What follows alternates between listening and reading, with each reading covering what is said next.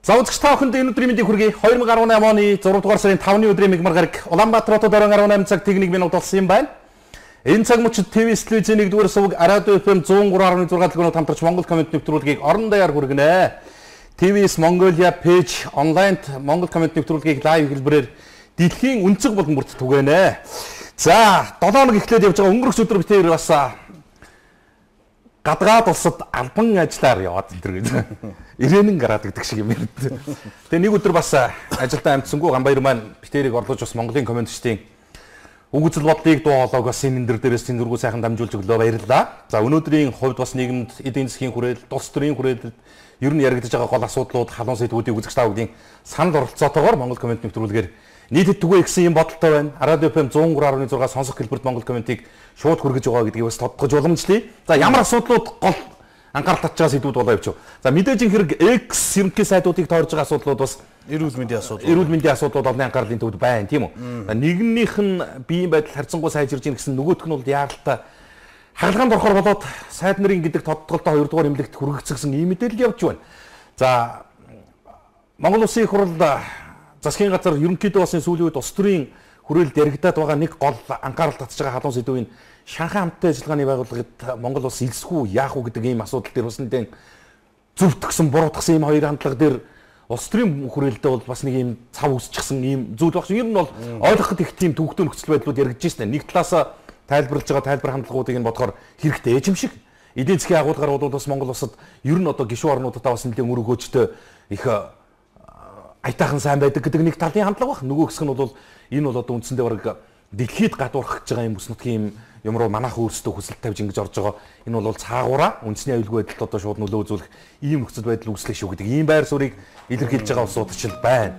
За улс төрийн хүрээлэл бас шинээр улс төрийн нам эвсэл хүчин үүсэн байгуулагдах хүсэлт улсын дээд шүүхтээр яригдж хилцэгдээд бас харамсалтай нь бас тэр босох шалгуурыг нь давахгүй буцаж байгаа гэсэн ийм сураг мэдээлэл бас ер нь дуулдаж байна лээ. Олон асуудлууд олон анхаарлын төвд орж яригдж байна. За Монгол улсад ирж байгаа гадаад ажилчдын тоо тэр дундаа хятад улсаас орж ирж байгаа иргэдийн тоо мэдээлэл дээр за мөн тэдний хяналт гэдэг юм бол үндсэндээ байхгүй боллоо шүү. Энэ асуудал дээр бас одоо төр зэсэг тодорхой ач холбогдол өгөхгүй болвол Монгол залуучууд их орондоо хийх ажилгүй болж байна. За Монголын баялагийг хүссэн хятад иргэн хүссэн газараасаа зөөдөг болж байна. За өнөөдөр одоо туулгын голын эргийг ухаж угаад одоо иргэдийн эсэргүүцэлтэд тулгараад ингэж явж байна гэсэн ийм мэдээлэлүүд хүртэл байна. Олон зүйл одоо нийгэм улс төрийн хүрээлэлд яригдж байгаа юм байна. Энэ яач юм? Болдгоо дээ. Чиний дэлгэц сарын дэлгэц болохгүй л байна. HDMI хэд дээр нь ордог юм болоо тэрэн дээр нь л орохгүй бах та. HDMI 2 дээр л байдаг шүү дээ, тийм ээ? 2 дээр байна уу? 2 дээр байдаг баха. За иймэрхүү үйл явдлууд байгаа юм байна, тийм үү? За юу яах вэ? Чи сэтгэлээ уншчээ. Сэтгэлээ. Одоо янз бүрийн мэдээлэл юм яриаггүй хоёлаа юу шууд сэтгэл уншааж явах бас. За өөрийгөө хэлчих та ямар ч зүйл ихний. За тэгээ. Эхний элчин дуурайгаа сайхан хэлээд тхий. За. Монгол комментэд нэгдсэн. За ирсэн сэтгэлүүд баах эрхийн ургамнууд байна да. За.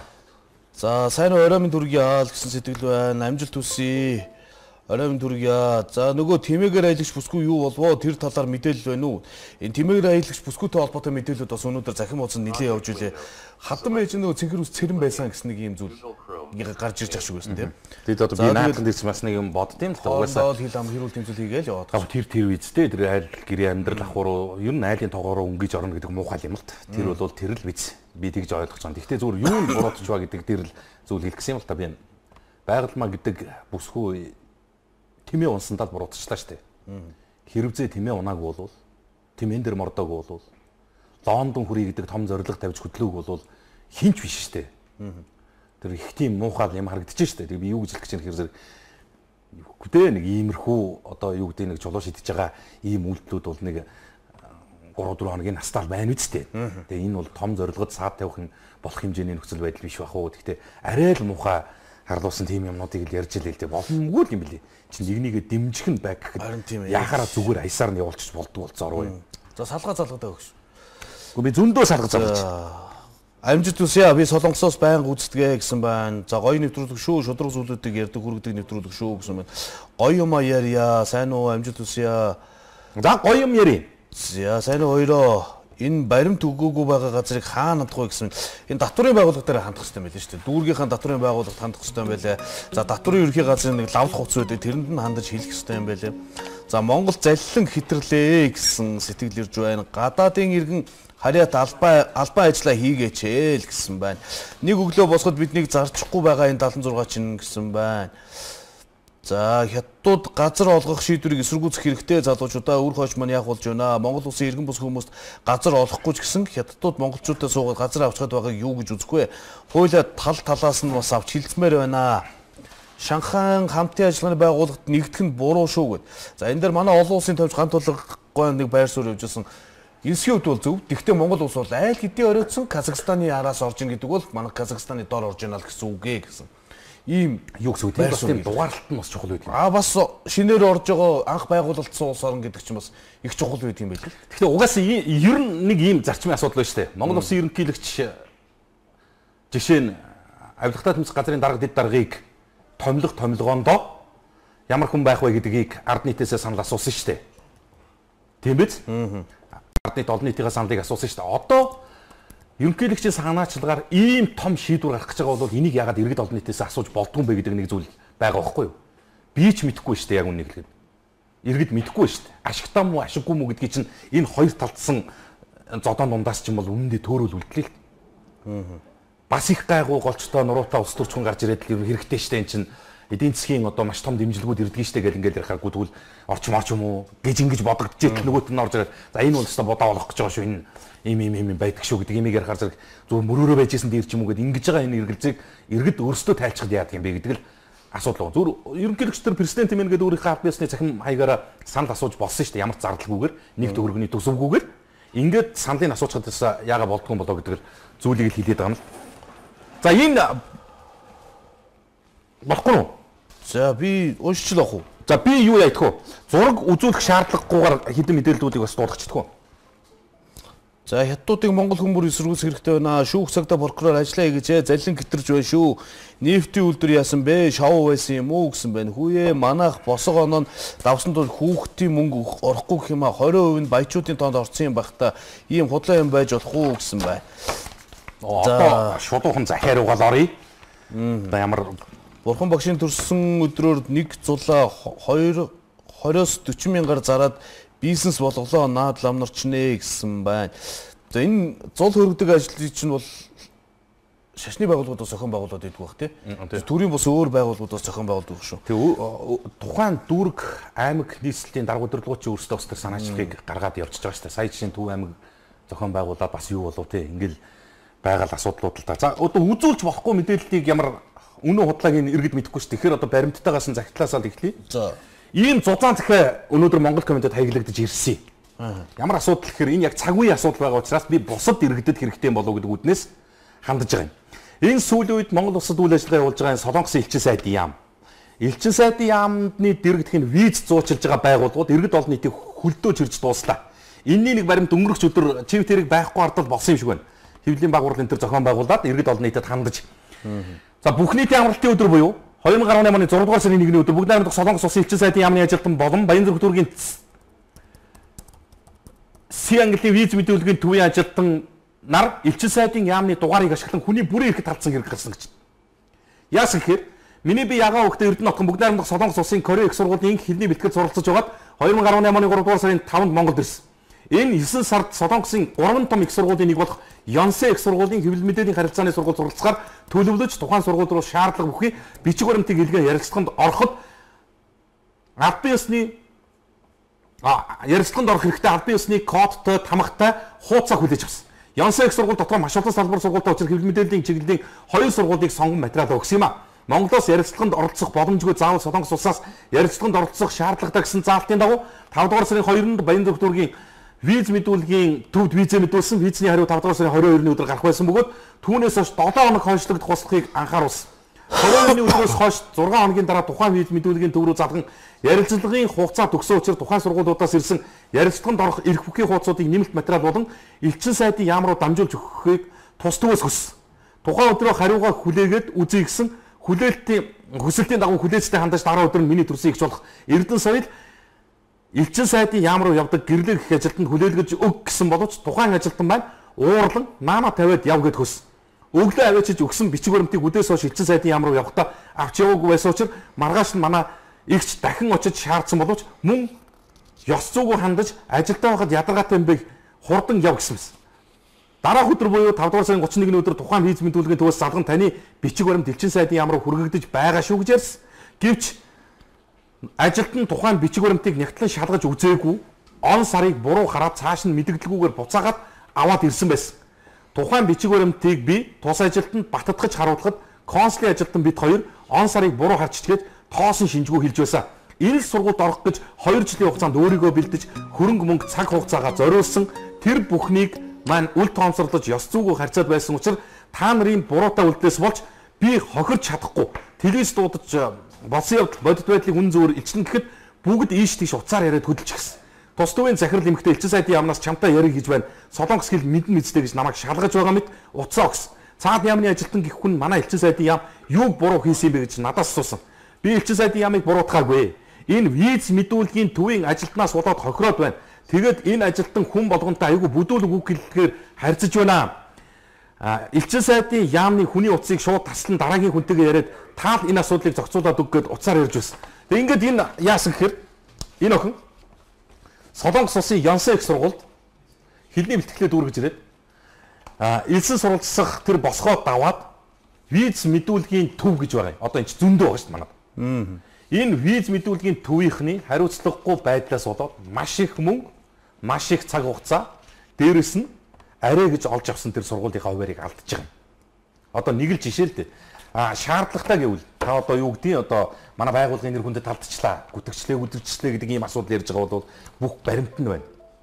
Би юусоо баримтгүй нэг ширхэг юу ярихгүй. За яагаад гэвэл би энэ солонгос хэлийг мэдэхгүй. Үнэхээр мэддэг бол бүх материалууд нь ингээд энэ солонгос хэл дээр ирсэн байна лээ. Одоо хідэн ч уудсан юм, маш олон уудас ийм материалууд байгаа юм. За энэ нэмэгтэйг энэ төр сургуультай тэнцсэн барьсан бүх одоо баримт материалууд нь энэ дээр байж байгаа юм. За ийм нэг хариуцлагагүй үйлдэлийн хохирогч болсон юмхтэй Монгол комментэд хандсан байсан. За захиагаа нэг хэсгээрээ сайхан татж авч байгаа. Ингэж байгаа. Мөн ч олон аятайхан хэрэгтэй мэдээллүүдийг дуулгая гэж бодож ирсэн юм да. Тэгээд одоо өнөөдрийн нэг техникийн асуудал шийдэгдэх байхаа. Манай инженер бол ажиллаж л байгаа шүү. Миний хажууд байгаа. За саналаа солио суух уу? Миний ажиллаж байгаа дээр чи суух уу? Яа. Чи дотроо яг тэгж бодож байгаа юу? За 2018 оны 6 дугаар сарын 1 их хурсын энэ баяр төдийг тохиолдуулаад Монгол улсын шударганы дуу хоолой болсон 2 дүүгээр уламжлуулан өврийн сайхан хангаад байгаа Элма хожирт гэнэ үү? Аршаан сувлын захирал онцгой бүтээлч ахмадыг шилдэг менежер гэрэлмаадаа болон хамт олонд чинь баяр талархал илэрхийлье. Биднийг аюулт өвчнөөс аварч амьдрал хайрлсан та бүхэнд чин сэтгэлийн талархал дэвшүүлье. Та бүхний ажил хөдөлмөр улам өөдрөг байг өргөн түмэндээ их тус нэмэр болж байгаарай. Та бүхнийг түр түмэн чин тэтгэж хүсэн хүлээсэн бүхэнтэн сэтгэгчлэн бүтгэх болтугай гэдэг ингээд иргэн Монгол комментээр дамжуулж талархлын захиа бас бичиж ирүүлсэн юм байна. За сэтгэлээсээ явуулъя. Хятадуудын Монголын залуучуудыг халамжлан хүмүүжүүлэгч гэдэг шагналаар шагнаж байна. Энэ одоо юу вэ? Арай л юм аа, арай эзэнгүү болоод байна гэсэн мэн. Монголын залуучуудын холбооны тэргүүлэгч залуу бол.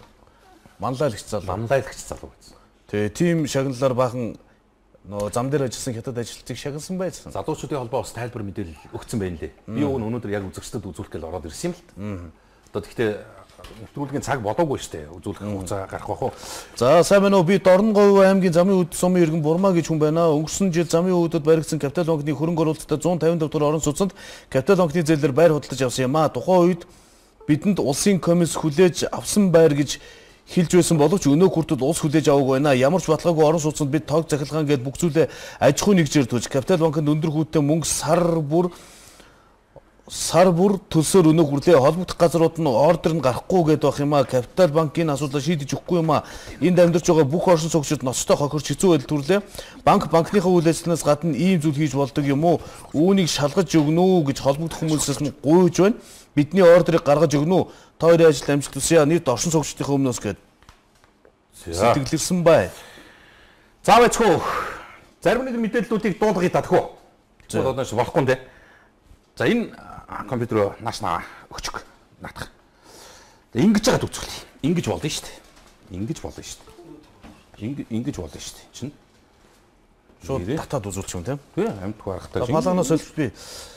За пүүжи миний сэтгэлдлийг уншаа. Ахан зөв зүйл бицээ. Бүгчүүдийг хагаралтуулж байгаа. Баян мөнх хөргөн асан Сүхбаатарын цолыг хурааж авбал зохилтой. Тос дотроос өтвөл юу гэдэг вүлээ? Монгол бүх бол бидний соёлын үнэт төв билээ гэсэн. За энэ бүхий өргөний асуудал, бүхий холбооны асуудал бол одоо ингээд хоорондоо эв түнж ингээд олохгүй бол үзэгч олон бүх сонирхогч Монгол түмэн чинь одоо ингээд хохироод үлдэж байна. Хэд хэдэн гоё мэдээллүүд үлээ би үзэгчдэд дуулгах гэх үү? За ямар ч байсан чи бүр ингэж зогсчихно уу? Тэг ингэж зогсож байгаад л өөр арга алга шүү дээ. За. Тэр байх гэдэг байгаа. Тэр компьютер. Энд юм уу? Альна? За. Энэ юм болсон. Ямар юм гэхээр Дархуул аймгийн засаг даргын санаачлагаар саяхан нөгөө нэг төв талбайд нэг юм суулт үлсвэрлэн зохион байгуулад байсан шүү дээ. За одоо ингэж сайхан ярьж. Харагч яаж ингэмэр юм. За ингэж. Хүүх ямар мухаар гэж. За яг уу.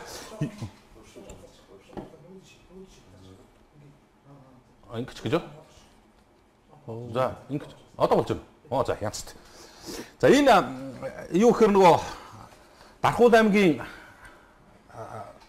нэгдсэн эмнэлэгт ажилладаг совилогч эмэгтэй байгаа байхгүй. За. Хор тавдартай. Өөрөө хавдрын хөнгөвчлөх тасагт насаар ажиллаж исэн эмэгтэй. Саяхан чи санаж гин үү? Аймагт нөгөө хандвийн тоглолт зохион байгуулагдаад өвчнийхэн 50%-ийг Монгол Улсын засгийн газар даахаруулсан. Тэгээ аймгийн засаг дарга бас санаачлаг гаргасан. Энэ санаачлагыг өнөөдөр Дархуул аймагт одоо бизнес эрхэлж байгаа үйл ажиллагаагаа явуулж байгаа барилгын компани Төмөр тогоо гэдэг залуу байдаг юм байна. Энэ ах эхнэрийнхээ хамтаар хор тавдартай энэ совилогч бүсгүүд бол 2 өрөө байрыг өнөөдөр хүлээлгэж өгч байгаа юм байна. Ийм сайхан баярт үйл явдлыг бас өнөөдөр сошиалоор би үзэгч таахынтэйгээ хуваалцсан юм. Яг 100% өөрийнхөө санхүүжилтээр за засаг даргын санаачлага юм байна дээ. Тэгэд ийм үйл ажиллагааг зохион байгуулсан. Ингээд бүр орь дээрийг нь гэрчилгээг гэрийн түлхүүрийг ингээд тэр чигт нь гардуулаад өгсөн ийм сайхан үйл явдлыг бас өнөөдөр онлайн идэвхтэй түгээсэн. За энэ хүмүүс юм байна шүү дээ. Энэ юм байна. За энэ сууд юм байна. За ийм гоё үйл явдлын гэрчин өнөөдрийн Монгол комментийн үзэгчд болж байна. За дараа нь бас энэ өнөөдөр олон улсын бялуу урлалын үдсэглэн гэж болд юм байна хөө. Тэгэд энд монголчууд тэргүүн барыг эзэлсэн Монгол бүсгүй. За бялуу урлалын тэмцээнээс шүү. Тэгвэл энэ их гоё. Юу гэхээр ийм бялуу байхгүй юу? Энэ яач вэ? Бас компьютер. Энэ миний компьютерт асуудал байгаа юм шүү дээ. Энэ юу вэ? Одоо энэ зураг нэг жоохон дээшээ гүйцдэг бол минийх болохгүй. Яг Монгол уламжлалыг 100% шингээсэн бялуу урлсан байсан. Тэнд хөөрөг байна. Монгол гэрийн төслөл байна. Зөвхөн бялуугаар гэхэд энэ нүүдэлчин Монголын соёл ёс уламжлалыг дэлхийд таниулж сурталчилж болох юм байна гэдгийг харуулсан энэ бүсгүүд бас баяр хүргэе гэж бодоод мэдээлэл бэлтгэсэн байсан. За ихний ялхсын гадна талбайд нислэг дэрэг буухаар зогсоолт төлөвлөсөн юм байна. За нөгөө нэг асуудал болоод исэн газар шүү дээ. Бас нэг барилгын компани авах гадал нэг бөөн хэрүүл болоод исэн. За ямар ч үсэн ихний ялхсын удирдлагууд бол тодорхой хэмжээнд тэмцэж хорооныхоо удирдлагуудад асуудлыг нь ярьж ач холбогдлыг нь ойлгуулсны үндсэн дээр тэр талбайгаа авч чадсан гэж. Тэгээ гимтлийн гадаа бол буудаг болсон шүү дээ. Гимтлийн гадаа нислэг дэрэг буудаг болсон. Одоо ихний ялхсын гадаа бол нислэг дэрэг буухаар болж байгаа юм байна. За энэний ач холбогдол гэхэд одоогоор 2 хүний амь насыг аварчихсан байж шүү дээ. Гимтлийн эмнэлгийн гадаа 2 удаа нислэг дэргээр маш хүнд нөхцөл байдалтай байсан ийм өвчтнүүдийг хүргэж ирлээ шүү дээ. Хамгийн сүүлд одоо тэр юуг бас зөвлөж авчирч байгаа шиг байна тийм үү? Нөгөө галж чадсан иргэнийг. За ингээд бол ихний ялхсын гадаа төрхийн хүндрэл энтерд орсон орон нутгийн иргэдийг унаа уншинд зөвөрлөх ийм боломжгүй иргэдийг бол нислэг дэргээр шууд ихний ялхсын гадна талбайд буулгана гинэ. За ийм сайхан үйл явдал бас болсон өнөөдөр Times-ийн л одоо гоё Монгол болон дээр байж байгаа мэдээ шүү.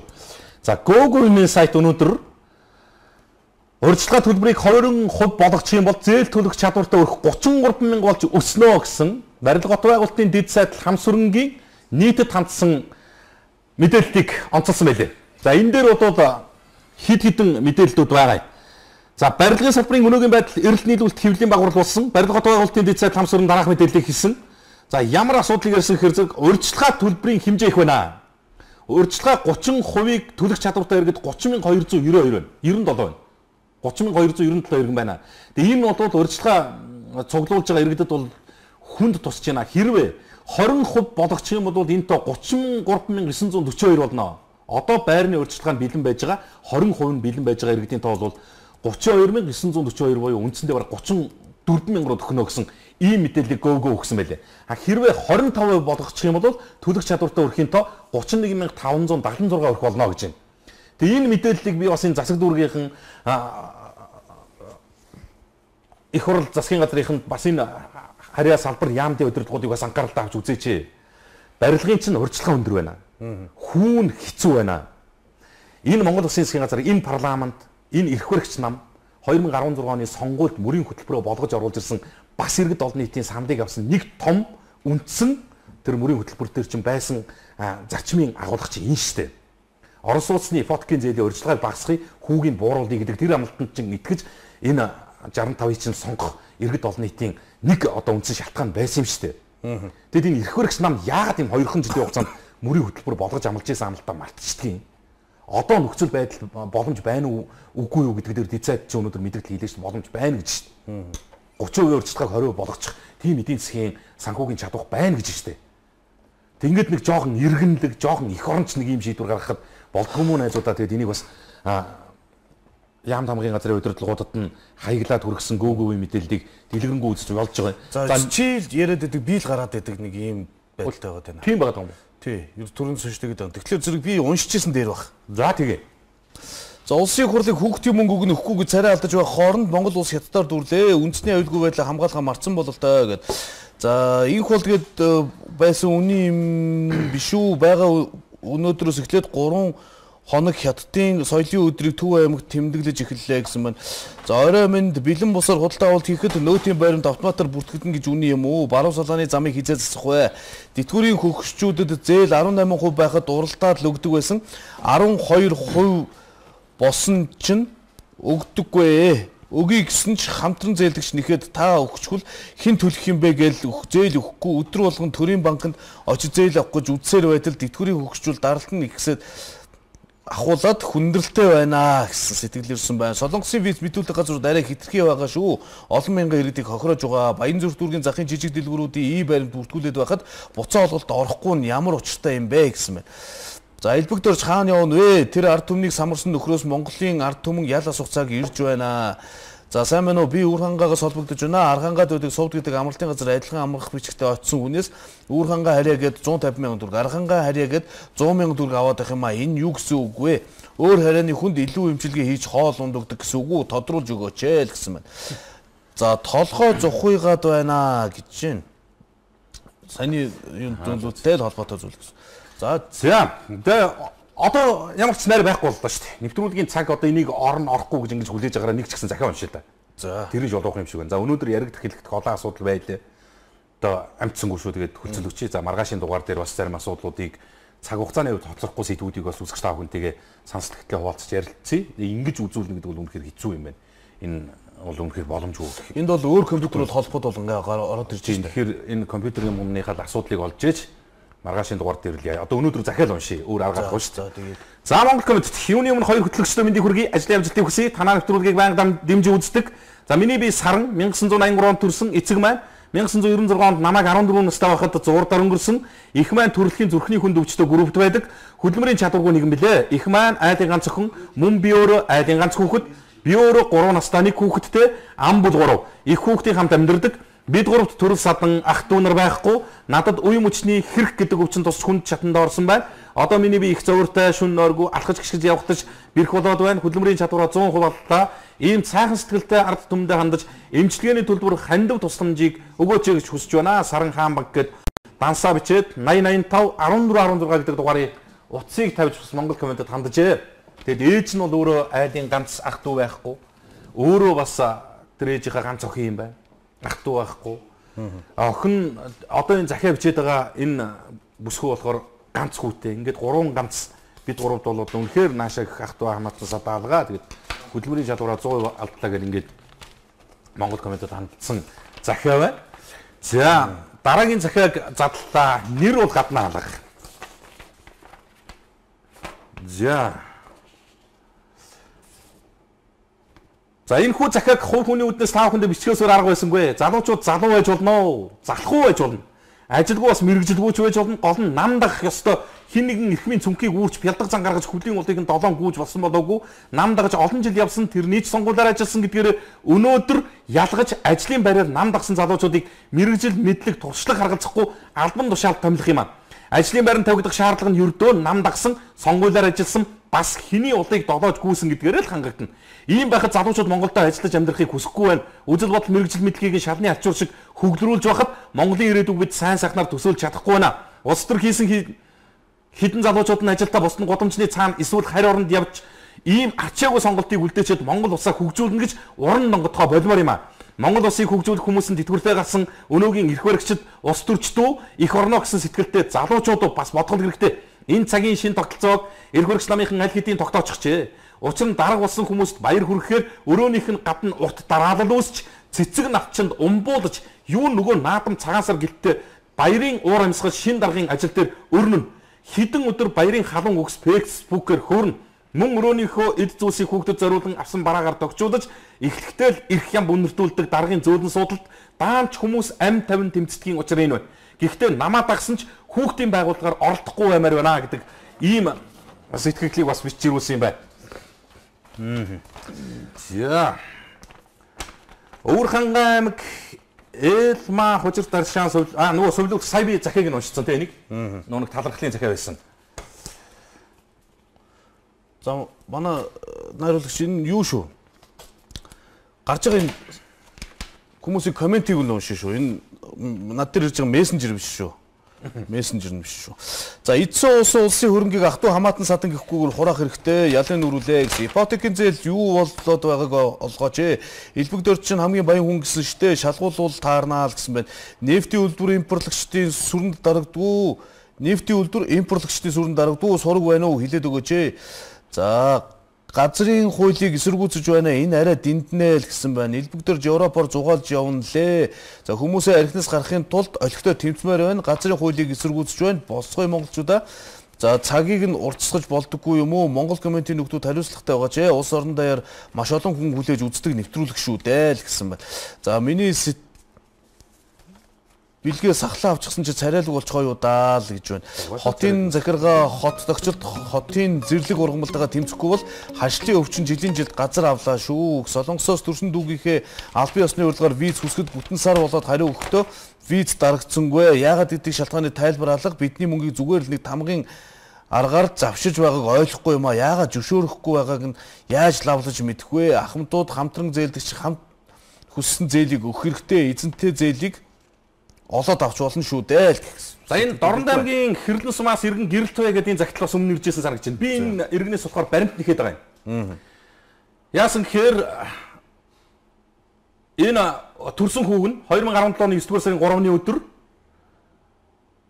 одоо 6 см-ээс дээш 12 удаа хутгалуулж үр хүүхэд ах дүүнэрийнхээ нүдэн дээр онц хэрцгийгээр амнасаа хөнөөлгсөн ийм хэргийн материал байхгүй юу? Энтэй холбогдлолтой захиа байна. Тэгээ би яасан гэхээр энэ дээр энэ хууль хяналтын байгууллагын бас одоо нөлөөнд автчихсан байж магадгүй ийм шийдвэр захирамжтай холбоотой асуудал яригдж байгаа учраас би ээж хүний хувьд одоо энэ учирсан зовлон уу гашууг ойлгох гэж хичээж байна. Гэхдээ баримт түшгэлж ийм онц ноцтой хүн амны хэрэгтэй холбоотой мэдээллийг ярихгүй болохоор зөвхөн таны ингэж биччихсэн энэ цагтаа инглээ гэдэг ийм зүйлээр бас одоо яг үннийг хэлэхэд нийтэд мэдээлэл өгөх боломжгүй бай. Тэгээ энийг би бол одоо уншиж дуулах энэ удаагийн дугаарт бол өнөн дээр боломж алга. Та яг баримтыг нь хэдэн сарын тэдний өдөр шүүх бүрэлдэхүүн ийм гэдэг шүүгчтэй, тийм прокурортой, ийм одоо мөрдөн байцаагчийн мэдүүлэгтэй мэдээлэлтэй ийм гэрчийн байцаалт ингэж орсон. Тэгээ гарсан шийдвэр нь инээгээд хавсаргаад ирүүлэх юм бол ямар ч асуудалгүй дуудаад өгөх боломж үүж байна. Тэгээ шүүхээс ийм шийдвэр гаргаад тэр байцаагч ингээд гэдэг ийм зүйлийг бол энэ дээр баримтжуулж гэрчлэх огт тийм боломж алга шүү дээ. За энийг ойлгороо тэгээд ингээ хоёр ч удаа баг ийм захиа ирж байгаа шиг байна. Тэгээд уншихгүй штэ л гээд ингээд байгаа. Эний чинь болохгүй байна. Хууль гизүү болцсон юм аа. Би энэ зөрчлийн үед тун төвхтэй болчихсон гэд хэлээд байгаа штэ үзэгчтэй. За Монгол коммент бэлгээ бүүж хоёрт Монгол улсын ерөнхийлөгчд бас хандаж захиаг маань заавал уншаад өгөрөө гэж ерөнхийлөгч маань үзэж байгаа юм болов. Одоо чив тэр үзэж идэг юм гэж байдгүй л хөт. За энэ өдрийн амгалан айлтгая. Монгол улсын ерөнхийлөгчийн зарилгаар авдаг алдарт ихийн 1-р удаа авсан нэгэн жирийн эмэгтэй юм аа. Манай сонгойрхон дүүргийн 18 дугаар хорооны ганц бие нэг отон авсан юм. 18 дугаар хорооноос ганцхан би л 1-р одоо авсан юм. Тэгээд одоо хоногийн өмнөөс над руу яриад та төрийн ордонд орж одонгоо гардаж авна гэж хэлсэн. Тэгээд би бол манай хүүхдүүд ямар их баяр хөөр болсон гэж та төсөөлөхгүй байхад олон хүүхэд гаргасны буян төрийн ордонд орж үзэж ерөнхийлөгчөөс одонгоо авна гэд нойр хүрхгүй хэд онлоо. Гэтэл 31-нд таны оронд намынхаа танил талынхаа 2-р одонтой хүнийг авах өөр хүний нэрийг оруулсан гэх. Тэгэхэд би ямар их гомдсон гэж жирийн би ямар танил тал байхгүй хичнээн хүсээд яриад нэмэр байхгүй. Хүүхдүүд маань хүртэл их гомдсон доо. Тэгээд би гомдсон харамссан сэтгэлээ хичнээн бариадаж гисэн болдгоо. Танд зориулан захиа бичиж суугаа юм аа. Ийм шудраг ус явдал дахиад хиндэж битгий тохиолдосоо гэж хүсэж байгаа. Загтлагдсан сонгоо архын дүүргийн 18 дугаар хорооны 14-ийн 46 тоод иргэн Бямбат болно гэж. Эсвэл эхнээсээ л хэлэхгүй байл. Уг нь Монгол улсын ерөнхийлөгч бол өөрөө тийм л зүйлийг хэлсэн шүү дээ. Алдар тхий одон хүссэн ээж болгон надаас авч болно л гэсэн шүү дээ. Ачаалал цаг нарчин болдгоо үнэхээр тийм даач байхгүй бол анханасаа бас ээжүүдийг энэ мэтэр гомдоохос хэрэг байсан юм уу гэдэг зүйлийг л яриад байгаа шүү. За монголчуудад хүрэх зарлал Монгол төрийн бүх шатанд чаргалсан 21 аймагт гар хүлтэй болсон хужаагийн эрдэмтдүүдийг манан бүлэглэл устгаж өгөө болоогүй шүү. Монголчуудаа тэд үйл ажиллагаагаа явуулсаар 2020 онд засгийн эрхийг авах бүр гараагаа хэрэглэж байна. Манан бүлэглэлийг устгаж байж Монгол хөгжнө гэсэн. Хотын замын хөдөлгөөнд машинтай оролцогчид баруун зүүн дохиогоо өгөө сурчаач ээ. Яах гээд байгааг нь мэдэхгүй эргэх төр зогсоод үйлдэл хийх юм аа. За монголчуудад хүрэх зарлал гэж түрүүн ирсэн сэтгэлүүд явж байна. Ерөнхийлөгч хятадуудын талаар яагаад дуугүй байна? Ерөнхийлөгчийн талаар бичгээр пүүш уншихгүй өнгөрөх юм аа гэж. За надад өстой тийм юм байхгүй шүү. Зүгээр та бүхний сэтгэл олон хүн сэтгэл бичиж байгаа. Одоо энийг нэвтрүүлгийг 584 хүн яг одоо үзэж байна. За 584 хүний тал нь одоо сэтгэл бичлээ гэж бодъё л. Тэгээ чинь ингээд доошоо урсаа явчихж байгаа учраас яг унших мөчөд дэлгэцэн дээр байгаа сэтгэлүүдийг би уншиж байгаа шүү.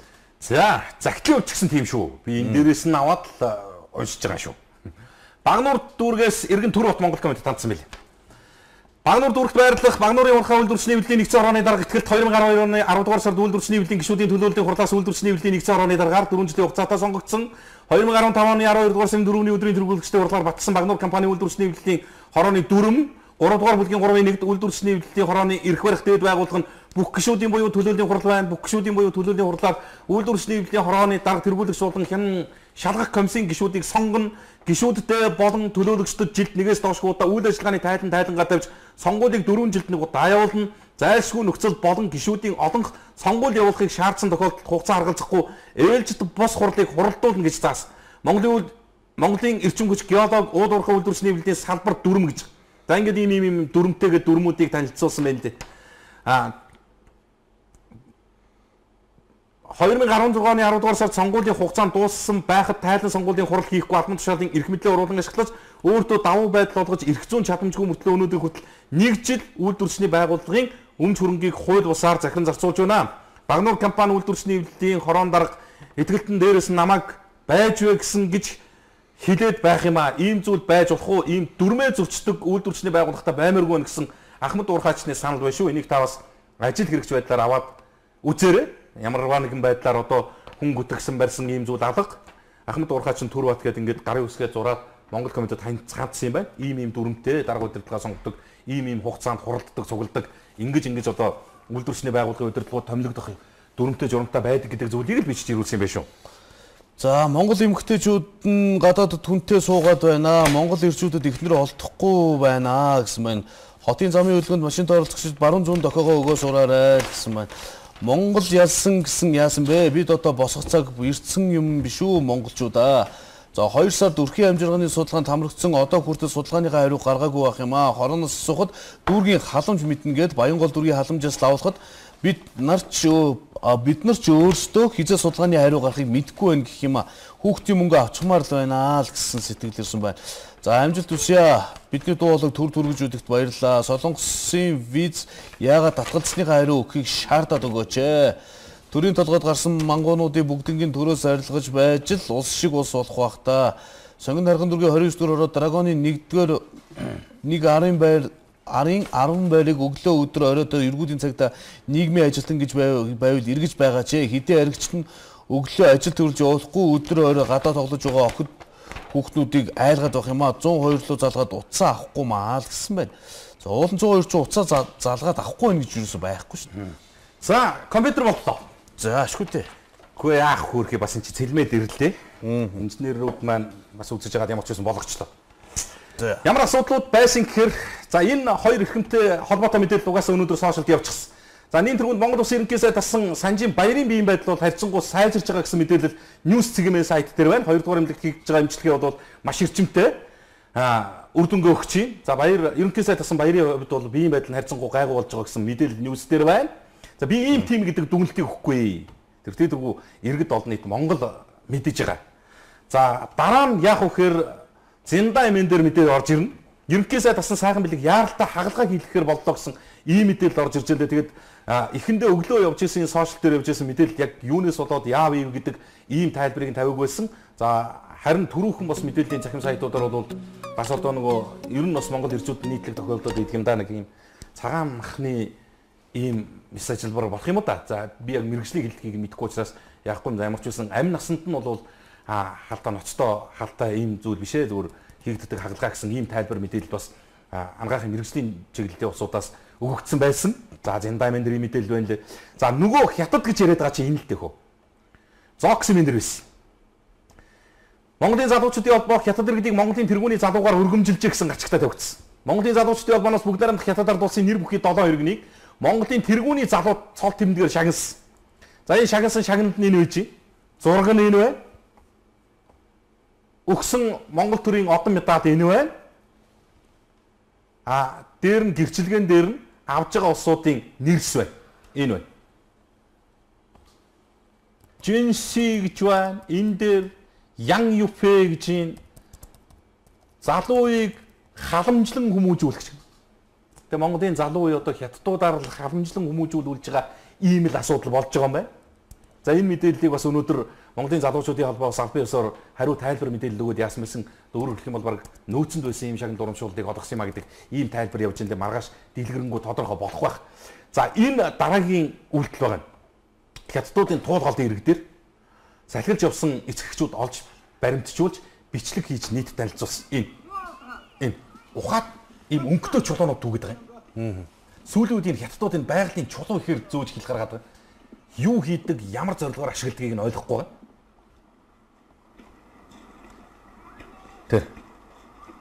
Тэр жижиг ухаад ийм чулуу аваад байгаа юм. Өнгөтэй чулуунуудын түүгээд байгаа. Тэгээд одоо энэний чинь туулгалын ирэг рүү орсон иргэдийг бол цагдаа дорхон нэрэж урмсан шүү дээ.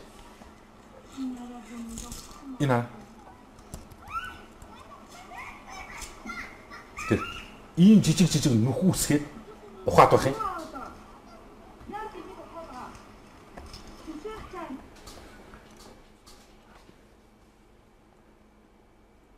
Иргэн баримтжуулаад бичлэг мэдээлэл авсан байсан хуулийн хяналтын байгууллагууд хургуулгын гэдгээ ч мэдэгдсэн байсан.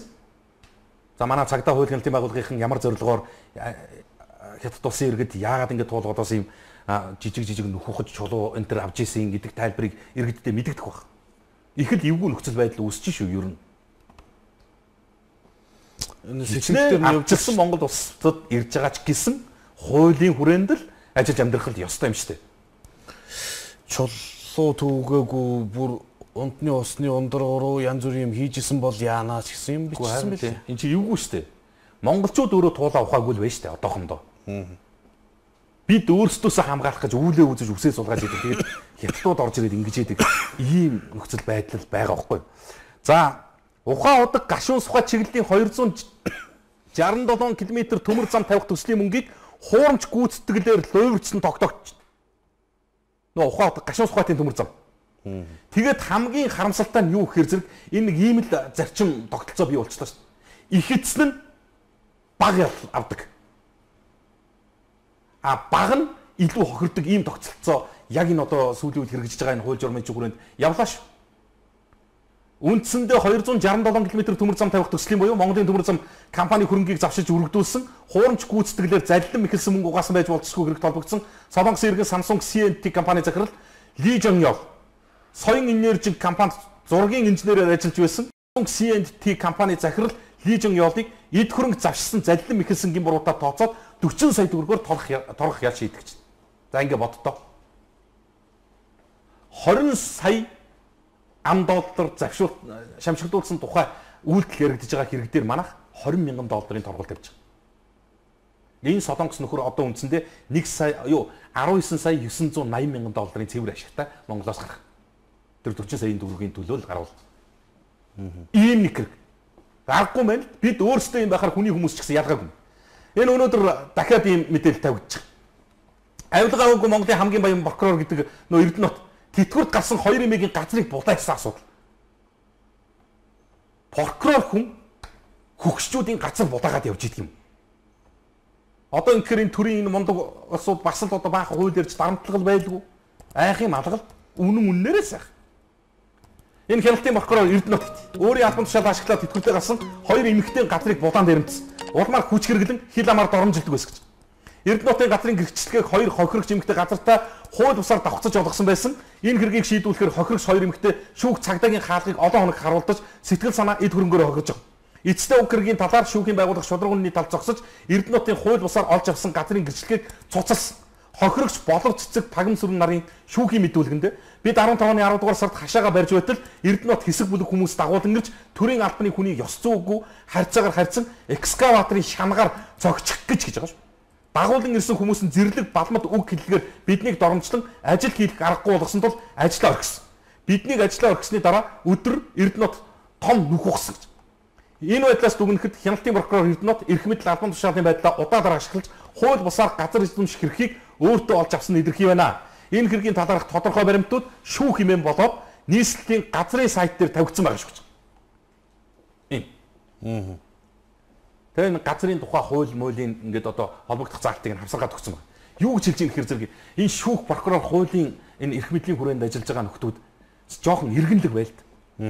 Жаахан их орон сэтгэлтэй юм байна шүү. Монголын хамгийн баян прокурор гэж зарлагдчихсэнийг нь би бас дуулгаж яснаа санаж байна. Юм яриаггүй шүү. За одоо бас ард нь ихнэр хүүхэд нь бизнестэй юм байлгүй. Ийм тийм байдаг үлгүйгээд янз янзын нөхцөл байдлыг ойлгохоор одоо эмээнэрийн газрыг булаадаг асуудал дахиад зөвхөтөд яригдчихна. Харин прокурорын үйлдэлийг шүүх нь арай нэг иргэнлэг байдлаар шийдсэн. Гэхдээ прокурор эхнээсээ ийм алхам битгий хийлдэл гэдэг л зүйлийг л хэлэх гээд байгаа байхгүй юу? За дуусах гинэ. За ингэж тэгэж яваад ямар ч байсан өнөөдрийн Монгол коммент нэвтрүүлэг үзэгчдэд хүрлээ. Үзэгчдээс дахин хүлцэл өгчий. Үнэхээр техникийн бас одоо ийм нөхцөл байдлаас шалтгаалаад нэвтрүүлгийн тодорхой хугацаанд үзэгч та бүхэнд бэлтгэсэн тодорхой мэдээллүүдийг хүргэж дуулгаж амжсангүй. Гэхдээ бас боломжийн загтал занаа, боломжийн тоотой сан сэтгэгдлүүдийг бас Монгол коммент өнөөдрийн дугаараар уншиж дуулгасан шүү. За өнөөдөр яригдсан асуудалд бас авах гэхийн ухаанаар хандаар үзэгчтэй. За маргаашийн Монгол коммент энэ дээр дээрээсээ элдв техникийн проблем асуудалгүйгээр үзэгч та бүхэнд үндсэн метражаараа хүрнэ гэдгийг дуулгая. Өөрөөгөө хэлээд өндөрлөе. Монгол комментэд нэгтгэе. Ханиад комментийн дэлгэцэнд өрцөн үед Кагоци бидний туслахаар ирлээ. Өвчин их болон хожуу альчууд эмчилгээний үр дүнтэй. Насан туршид болон 3 стейшнээс бүх хүүхдэд хэрэглэнэ. Кагоци